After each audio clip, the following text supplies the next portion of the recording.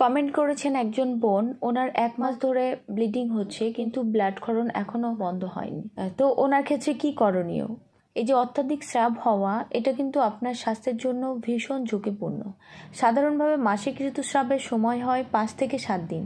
এর মধ্যে প্রথম 2 দিন খুব বেশি পরিমাণ স্রাব হয় এবং পরে 3-4 দিন কমতে কমতে বন্ধ হয়ে যায়। এরকম হওয়াটা স্বাভাবিক, কিন্তু কারো যদি 5-7 দিন ধরেই সমানে রক্তক্ষরণ হয় বা অনেক বেশি পরিমাণে রক্তক্ষরণ হয় অথবা 5-7 দিনের বেশি সময় ধরে এই স্রাব চলতে থাকে, তাহলে এটা ভালো লক্ষণ নয়। মেয়েদের অনেক সমস্যার কারণে এই ধরনের ব্লাড ক্ষরণগুলো হয়ে থাকে। তার জরায়ুতে কোনো রকম সমস্যা হলে, সংক্রমণজনিত কোনো সমস্যা হলে বা রিপ্রোডাক্টিভ অর্গানসগুলোর কোনো রকম প্রবলেম হলে, adenomyosis, endometriosis, fibroid tumour, cyst, বিভিন্ন রকম সমস্যাতে কিন্তু এ ধরনের ব্লিডিং বা ব্লাড ক্ষরণ হয়ে থাকে। তো এক্ষেত্রে আপনার করণীয় কি? প্রথমে বলবো, যেহেতু 1 মাস ধরে আপনার ব্লিডিং হচ্ছে, তো আপনাকে আপনার স্বাস্থ্যের দিকে অবশ্যই ধ্যান দিতে হবে। আপনার খাদ্য তালিকায় আয়রনযুক্ত খাবারের পরিমাণ বাড়াতে হবে।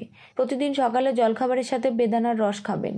প্রতিদিন 1 গ্লাস পরিমাণ গাজর ও বিটের রস সমপরিমাণ মিশিয়ে খাবেন। এছাড়াও আপেল, বিট এবং ক্যারট এই 3টি জুস করে আপনারা খাবেন, তাহলে কিন্তু আপনাদের শরীরে যে রক্ত অল্পতার সমস্যা সেটা কিন্তু হবে না। তো এগুলির সাথে ব্লাড ক্ষরণ তো অবশ্যই বন্ধ করতে হবে। এক্ষেত্রে আপনি বললেন আপনি ডক্টর দেখিয়েছেন, টেস্ট করেছেন, কোনো রকম প্রবলেম নেই, তো ওষুধ খেয়ে কোনো কাজ হচ্ছে না। তো আপনাকে আমি অবশ্যই রিকোয়েস্ট করব হোমিওপ্যাথিক ডক্টরের কাছে যেতে। হোমিওপ্যাথি চিকিৎসাতে কিন্তু আপনার কি কারণে ব্লাড ক্ষরণ হচ্ছে সেই সমস্যাকে কিন্তু গোড়া থেকে নির্মূল করবে। আপনি কোনো একজন অভিজ্ঞ হোমিওপ্যাথিক ডক্টরের কাছে যান, নিশ্চয়ই আপনার এই সমস্যা ঠিক হয়ে যাবে। তো আজকের ভিডিওটি এখানেই শেষ করছি। আপনাদের যদি কোনো সমস্যা বিষয়ে জানার থাকে তো অবশ্যই কমেন্ট সেকশনে কমেন্ট করতে পারেন। ভিডিওটি দেখার জন্য ধন্যবাদ।